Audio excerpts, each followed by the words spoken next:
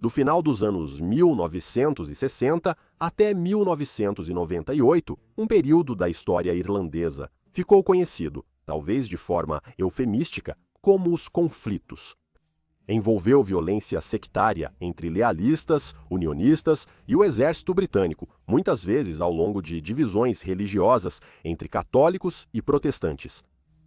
O conflito envolvia se a Irlanda do Norte deveria se unir à República da Irlanda ou continuar sob o Reino Unido. A violência focou-se em disputas sobre o governo da Irlanda do Norte, no medo de opressão mútua e nas ações, por vezes brutais, do exército britânico para conter os conflitos. No vídeo de hoje, vamos abordar a linha do tempo dos Troubles, suas causas e como ele foi finalmente encerrado. Talvez seja útil explicar como a Irlanda foi dividida entre a República da Irlanda e a Irlanda do Norte. Historicamente, a Irlanda era um país católico, submetido ao controle da coroa britânica. Para aumentar o controle, o rei Jaime I procurou garantir a lealdade dos irlandeses a ele, e não ao Papa. Colonizadores protestantes, britânicos e escoceses foram enviados ao norte da Irlanda para fortalecer o domínio de Jaime no país. Esses colonizadores tinham mais direitos que a maioria católica, impedida de possuir terras e praticar livremente sua religião. Durante a década de 1860, o movimento Home Rule buscou avançar uma série de reformas para permitir a autogovernança irlandesa enquanto permanecia parte do Reino Unido.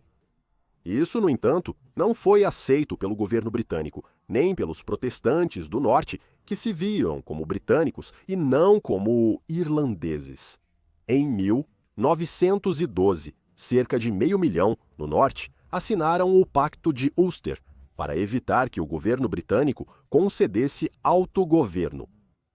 O pacto afirmava que os signatários usariam todos os meios necessários para derrotar a conspiração de criar um partido de autogoverno. Em essência, isso poderia resultar em guerra civil caso qualquer tipo de autogoverno viesse a entrar em vigor. O pacto também resultou na criação da Força Voluntária do Ulster, grupo paramilitar. Isso, por sua vez, levou à formação dos voluntários irlandeses que estavam preparados para lutar por esse autogoverno. Na Primeira Guerra Mundial, membros dos voluntários irlandeses iniciaram o Levante da Páscoa em 1916, tentando conquistar a independência da Irlanda enquanto os britânicos estavam ocupados. A República autoproclamada durou só 5 dias e foi brutalmente esmagada pelo exército britânico. Sua liderança foi executada rapidamente, com milhares enviados a campos de internamento. Embora tenha fracassado, o tratamento severo fortaleceu o apoio ao exército republicano irlandês separatista, o Sinn Féin. Nas eleições de 1918, o Sinn Féin obteve 47% dos votos e tornou-se o maior partido do parlamento irlandês. Após o sucesso, os republicanos tentaram criar seu próprio estado, formando o Exército Republicano Irlandês para combater as forças britânicas. No norte da Irlanda, a minoria católica geralmente apoiava a independência irlandesa. Como reação ao Exército Republicano Irlandês, formaram a Força Policial Especial Protestante de Ulster e grupos paramilitares lealistas. Seguiu-se uma série de ataques de retaliação entre protestantes lealistas e católicos republicanos. Em 1921, a Irlanda foi dividida em República da Irlanda ao sul e Irlanda do Norte, que ficou sob controle britânico com governo descentralizado. Após o tratado que dividiu a Irlanda em duas, ainda havia divisão entre membros do exército republicano irlandês, contrários ao acordo, e o novo governo provisório irlandês.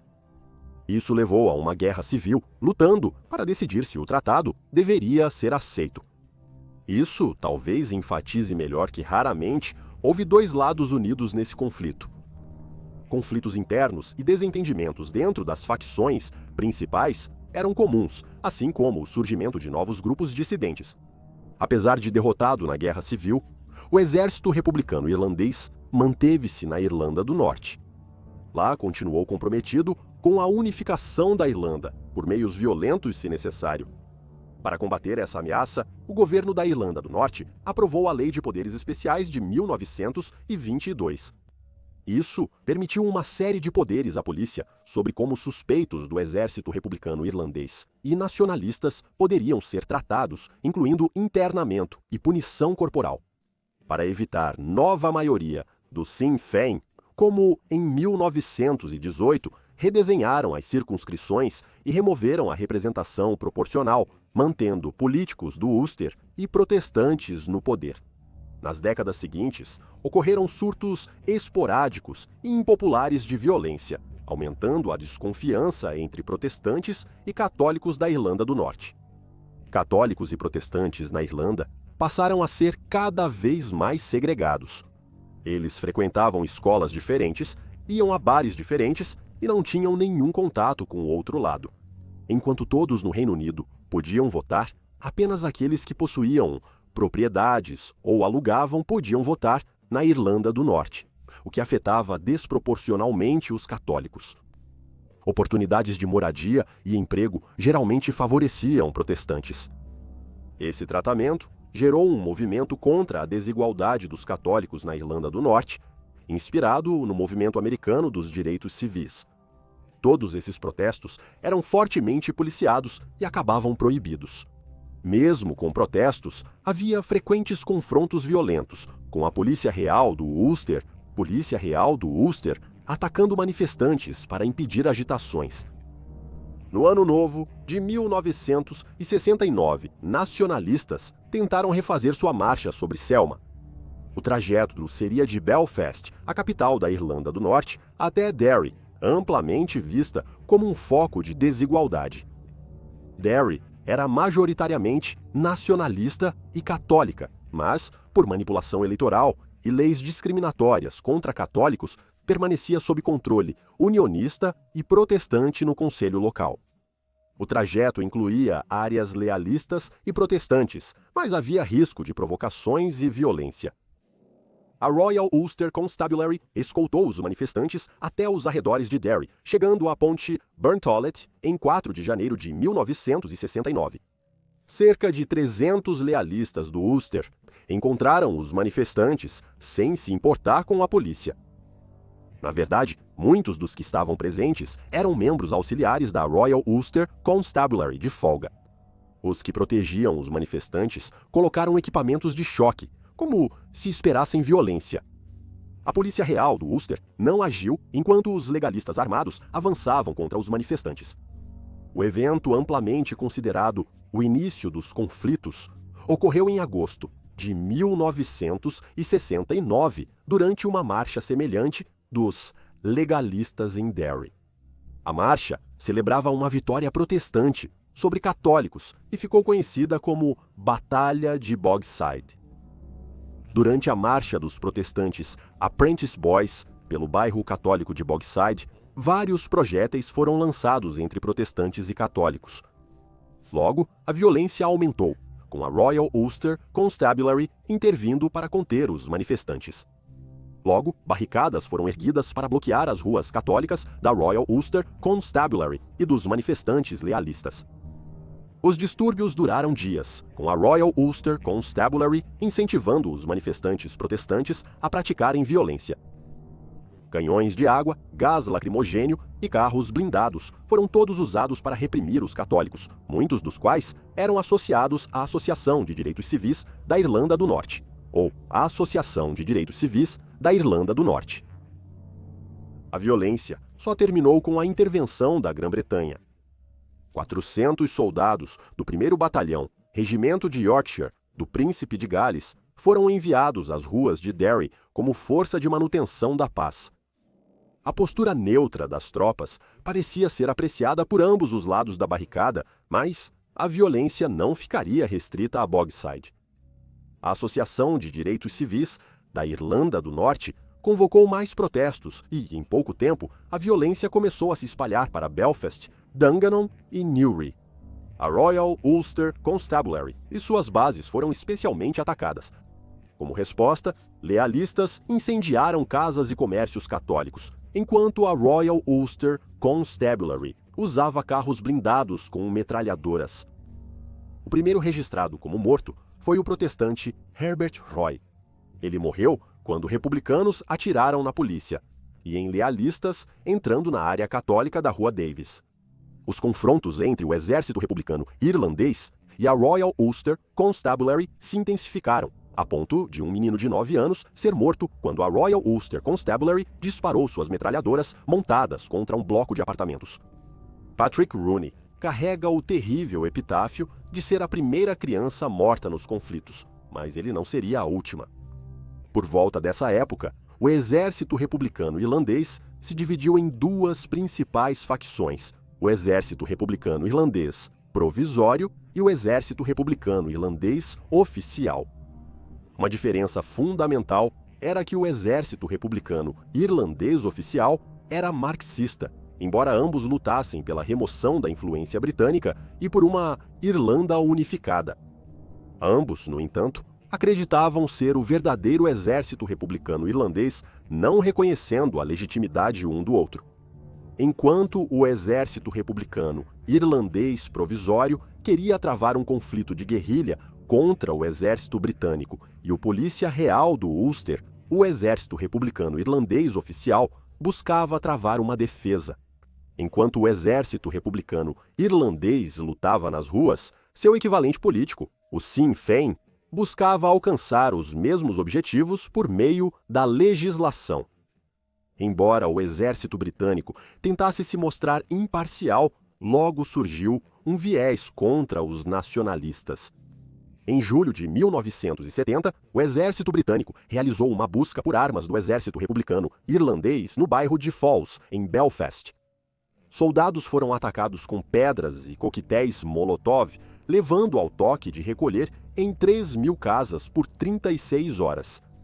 Na operação, o exército britânico matou 4 civis, feriu 78 pessoas e prendeu 337.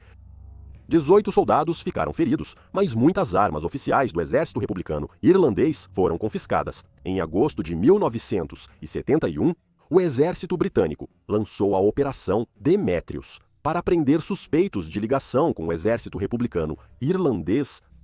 A ideia para a operação veio de uma sugestão do governo unionista da Irlanda do Norte, que queria eliminar a ameaça do exército republicano irlandês. Apesar de paramilitares unionistas do Ulster também atacarem católicos e nacionalistas irlandeses, sua ameaça foi minimizada e, por isso, não foram alvo do internamento. Isso reforçou a percepção de parcialidade do exército britânico contra os católicos. Em dezembro de 1971, a Força Voluntária do Ulster bombardeou um bar frequentado por nacionalistas católicos. Esse atentado matou 15 pessoas, feriu 17 e desencadeou vários atentados de retaliação. O ano seguinte se tornaria um dos mais sangrentos dos conflitos como resultado. Também seria o ano em que talvez o ato mais infame dos conflitos aconteceu, o Domingo Sangrento. O Domingo Sangrento, também conhecido como o Massacre de Bogside, aconteceu em 30 de janeiro de 1972. Começou como uma marcha pacífica de cerca de 10.000 a 15.000 pessoas, organizada pela Associação de Direitos Civis da Irlanda do Norte, embora tal protesto não fosse legal. O objetivo da marcha era se opor à política de internamento de muitos sem julgamento. Tropas britânicas impediram os manifestantes de chegar ao centro da cidade. Ao verem paraquedistas britânicos nas barricadas, alguns manifestantes atiraram pedras e objetos. As tropas britânicas responderam disparando balas de borracha, gás lacrimogênio e canhões de água. Soldados foram vistos ocupando o 3º andar de um prédio e eles também foram atingidos por pedras. Acredita-se que esses paraquedistas foram os primeiros a abrir fogo, embora isso ainda seja controverso, com alguns insistindo que manifestantes armados foram os primeiros a atirar. Depois, os paraquedistas receberam ordens para prender o máximo de manifestantes possível. Muitos foram perseguidos por veículos do exército e alguns foram atropelados. Balas de borracha foram disparadas de perto e manifestantes sofreram coronhadas de fuzil com uso excessivo de força para conter a violência. Em determinado momento, os soldados abriram fogo contra um grupo de manifestantes que atiravam pedras, matando 6. Alguns foram baleados enquanto tentavam fugir para um estacionamento próximo. Ao todo, 26 pessoas foram baleadas e 14 foram mortas. A maioria das reportagens e testemunhas disse que os soldados atiraram em uma multidão desarmada e miraram nos que fugiam. Nenhuma arma foi achada entre os manifestantes, apesar de alegações iniciais de que soldados só atiraram em quem jogava bombas, segundo o secretário de Relações Exteriores britânico, Reginald Malding. Desde então, muitos católicos deixaram de confiar que o exército britânico era neutro na Irlanda do Norte.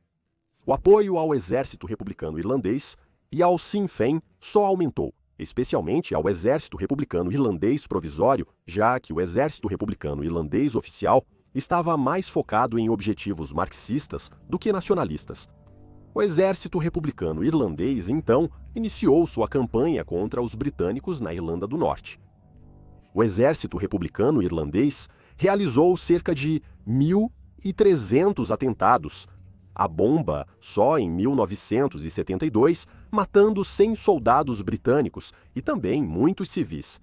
Isso, talvez, seja melhor exemplificado pelo atentado à sede da 16ª Brigada Paraquedista em Aldershot, em retaliação ao Domingo Sangrento. O atentado foi realizado pelo exército republicano irlandês oficial e matou 7 pessoas, um capelão católico e 6 trabalhadores civis. O exército republicano irlandês usou o Domingo Sangrento para justificar assassinatos de soldados britânicos. O exemplo mais notável foi o massacre de Warren Point, onde o exército republicano irlandês emboscou um comboio de paraquedistas. Bombas explodiram, destruindo o último caminhão do comboio e matando 6 soldados na hora. Em seguida, membros do exército republicano irlandês escondidos em uma floresta próxima abriram fogo com rifles. O exército republicano irlandês estudou a resposta britânica a esse tipo de ataque e previu com precisão onde eles montariam uma base de resposta. Então, plantaram uma bomba. A bomba explodiu 30 minutos após a primeira morte, matando mais 12 soldados. No mesmo dia, o exército republicano irlandês matou Lord Mountbatten usando uma bomba detonada remotamente. Isso levou ao infame refrão, que fazia referência aos atentados e ao Domingo Sangrento. 13 se foram e não foram esquecidos. Pegamos 18 e Mountbatten. Apesar da violência, houve tentativas de alcançar algum tipo de resolução pacífica, assim como cessar fogos acordados. O Acordo de Sunningdale foi uma das primeiras tentativas de paz. O objetivo era permitir uma verdadeira divisão de poder entre lealistas e nacionalistas, além de criar um conselho irlandês unificado que incentivaria a colaboração entre a Irlanda e a Irlanda do Norte. Ao permitir uma maior representação política, esperava-se que o apoio ao exército republicano irlandês diminuísse. O Partido Social Democrata e Trabalhista Nacionalista e o Partido Unionista do Ulster Lealista iam formar um governo conjunto de divisão de poder. Mas muitos membros do Partido do Ulster eram contra o processo, temendo influência da República da Irlanda e que fosse um passo para uma Irlanda unificada. O partido votou por uma pequena margem contra o processo e começou a organizar uma greve geral que cortou o fornecimento de eletricidade e água. O governo britânico não queria usar a força para encerrar as greves, então o acordo fracassou. Nos anos 1970, a violência sectária virou norma e o ritmo se manteve semelhante. Muitas vezes, civis eram atingidos no fogo cruzado, mesmo tentando se adaptar à nova vida. A desconfiança entre protestantes e católicos crescia, temendo que o outro integrasse um grupo paramilitar violento. Um exemplo do nível de desconfiança era o caso dos desaparecidos. 17 pessoas foram sequestradas, mortas e enterradas secretamente pelo exército republicano irlandês Em alguns casos, as pessoas mortas foram vítimas de um processo disciplinar interno.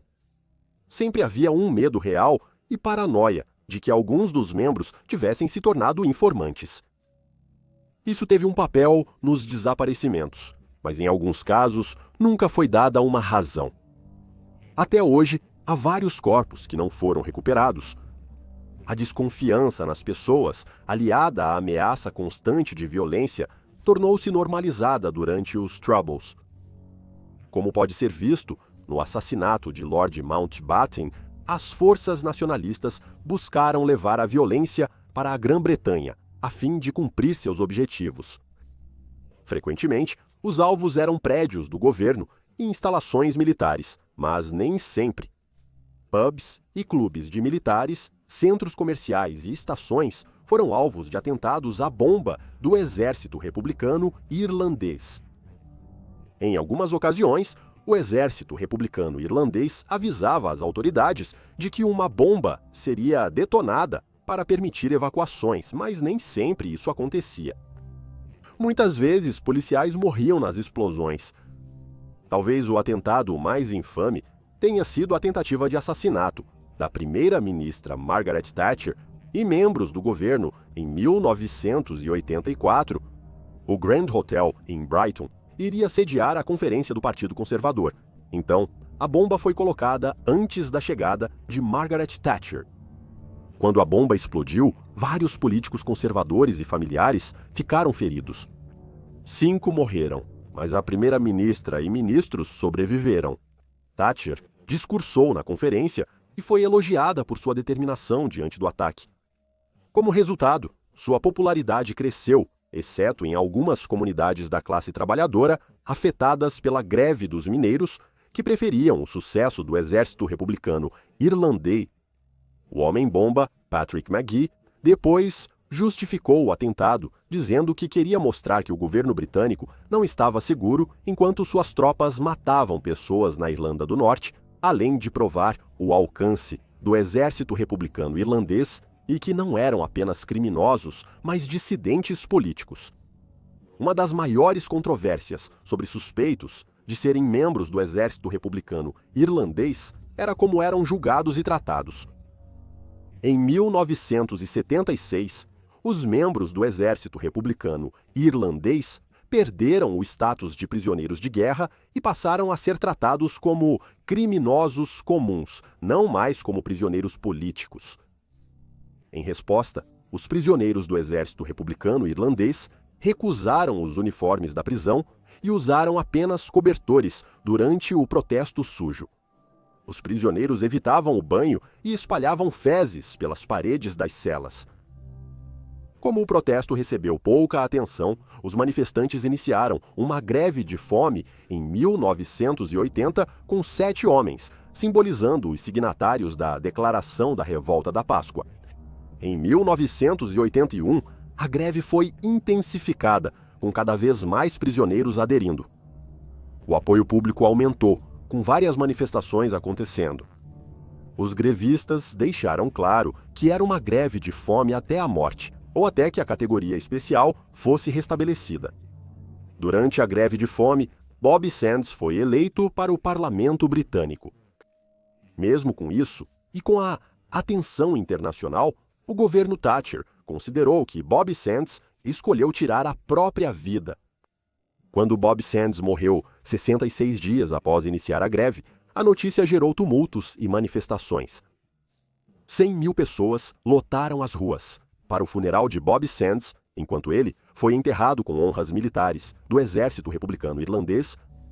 O governo britânico manteve-se firme em sua posição, resultando no fim da greve com 10 mortos. Mesmo que os objetivos não tenham sido alcançados, o apoio ao movimento nacionalista e ao Sinn Féin só aumentou.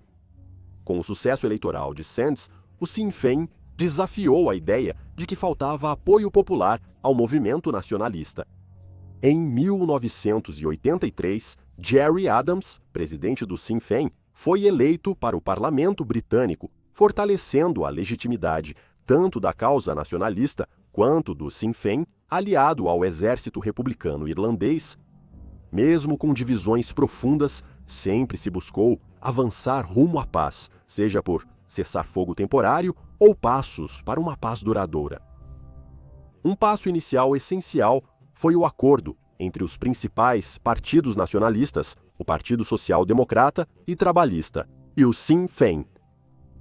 Em 15 de dezembro de 1993, o governo John Major divulgou a declaração da Downing Street. Ela afirmava que a Irlanda do Norte só se uniria à República da Irlanda se a maioria das pessoas fosse a favor da unificação. Ela estabeleceu o princípio do consentimento, afirmando que cabe apenas aos irlandeses e norte-irlandeses decidir sobre questões que os afetam, reafirmando o princípio da autodeterminação. Talvez o mais importante, permitiu que partidos políticos alinhados a grupos paramilitares, como o Sinn Féin, participassem das negociações. Logo após essa declaração, em agosto de 1994, o exército republicano irlandês aceitou o cessar-fogo. Em outubro, líderes paramilitares lealistas aceitaram um cessar-fogo. Mas em fevereiro de 1996, a paz foi destruída quando o exército republicano irlandês provisório bombardeou parte da zona portuária de Londres, argumentando que o Sinn Féin não poderia participar dessas negociações de paz até que o exército republicano irlandês tivesse desativado todas as suas armas. 2 pessoas foram mortas e 40 ficaram feridas. Mas isso não impediu o processo de paz, com os governos irlandês e britânico estabelecendo o que ficou conhecido como Princípios Mitchell, nomeados em homenagem ao senador americano George Mitchell, que desempenhou um papel fundamental no processo de paz. Isso incluía trabalhar por meios democráticos e pacíficos para pôr fim ao conflito, o desarmamento completo dos paramilitares e que a violência não fosse usada para suprimir o processo de paz. O Sinn Féin concordou com esses termos, embora nem todos apoiassem isso, alguns optando por se desligar do partido. Nesse período, o apoio popular favorecia amplamente o diálogo entre nacionalistas e unionistas. Apesar de alguns surtos de violência e da proibição ocasional de certos partidos, como consequência dessa violência, as negociações continuaram. Isso levou ao Acordo da Sexta-feira Santa, ou de Belfast, assinado em 10 de abril de 1998. A maioria dos principais partidos da Irlanda do Norte concordou, e os governos britânico e irlandês aceitaram internacionalmente. 3 pontos principais foram definidos, sendo o primeiro: o status e sistema de governo da Irlanda do Norte no Reino Unido. Relação entre Irlanda do Norte e República da Irlanda. Terceiro, a relação entre a República da Irlanda e o Reino Unido. O acordo reconheceu que a maioria na Irlanda do Norte queria permanecer no Reino Unido, mas muitos desejavam uma Irlanda unificada. Embora ambas as posições fossem impossíveis, reconheceu-se sua legitimidade. Se os norte-irlandeses quisessem se unir à República da Irlanda, Reino Unido e Irlanda teriam que aceitar a decisão popular. Ele estabeleceu uma legislatura descentralizada na Irlanda do Norte e um executivo de compartilhamento de poder, permitindo a representação tanto de católicos quanto de protestantes. O acordo definiu o desarmamento dos grupos paramilitares e a retirada das tropas britânicas para níveis normais. Quanto àqueles que haviam sido presos por suas ações durante os conflitos, foram organizadas liberações antecipadas para os grupos que concordaram com o cessar-fogo, sob a condição de que ele não fosse quebrado. O acordo foi aprovado na Irlanda e na Irlanda do Norte por referendo, com 94% e 71% votando a favor. Vale destacar a semelhança entre os acordos da Sexta-feira Santa e de Sunningdale, com a principal diferença sendo a falta de autodeterminação no de Sunningdale. Após décadas de violência, desconfiança e segregação, a paz não surgiu de imediato, como era de se imaginar. Um exemplo é o atentado de Omagh, em agosto de 1998, cometido pelo Royal Exército Republicano Irlandês. O Royal Exército Republicano Irlandês era um grupo dissidente que rejeitou o cessar-fogo e buscava continuar a luta armada por uma ilha unificada. Em talvez uma das fotos mais assustadoras já tiradas, podemos ver o carro-bomba Red Foxhole. Pouco depois desta foto, a bomba foi detonada. 29 pessoas foram mortas, incluindo o fotógrafo, e 200 ficaram feridas. Este evento, em particular, merece um vídeo próprio, já que falhas causadas pela falta de confiança podem ter contribuído para que o evento não fosse evitado. Mas mesmo assim, tal violência foi amplamente condenada por um público cauteloso, já cansado e que buscava um futuro de paz. O processo de paz permitiu analisar a intensificação dos conflitos, destacando a possível conivência entre as forças do Ulster e o exército britânico. Embora inicialmente muitos católicos vissem o exército britânico como uma parte neutra bem-vinda, certas ações em que o exército se envolveu acabaram corroendo essa posição. Relatórios de 2004 sobre a década de 1970 revelaram que os britânicos sabiam que soldados do Regimento de Defesa do Ulster eram membros de paramilitares lealistas. Além disso, vários informantes lealistas receberam imunidade da Special Branch britânica, desde que evitassem ser capturados.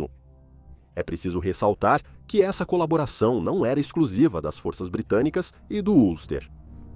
Membros da Guarda da República da Irlanda também forneceram informações aos membros do Exército Republicano Irlandês.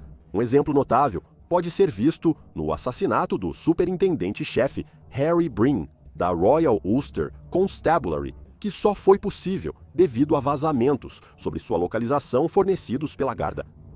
Entre 1960 e 1999, cerca de 3.500 pessoas morreram por violência política na Irlanda do Norte. A desconfiança entre católicos, protestantes, britânicos e irlandeses causou muito sofrimento. Em 2007, o reverendo Ian Paisley foi empossado como primeiro-ministro da Irlanda do Norte, com Martin McGuinness como seu vice. Ian Paisley era o principal opositor radical a movimentos republicanos ou de direitos civis católicos, enquanto Martin McGuinness era um dos principais líderes do exército republicano irlandês. Ambos ficaram presos por suas posições e ações, mas ainda assim conseguiram trabalhar juntos e formar um governo. O conflito na Irlanda do Norte é um dos casos mais extremos de violência sectária, mas também mostra o que pode ser alcançado com esperança. A paz não é algo que se alcança facilmente e nem sempre está garantida. Ainda restam ecos da violência sectária e, com a saída da Grã-Bretanha da União Europeia, o cumprimento do Acordo da Sexta-feira Santa tornou-se uma parte fundamental do acordo. Mas o que pode ser aprendido com os conflitos e o acordo de paz subsequente é vital se quisermos entender o que precisa ser feito para pôr fim a outras fraturas políticas ou religiosas. O que parece impossível hoje pode ser possível no futuro.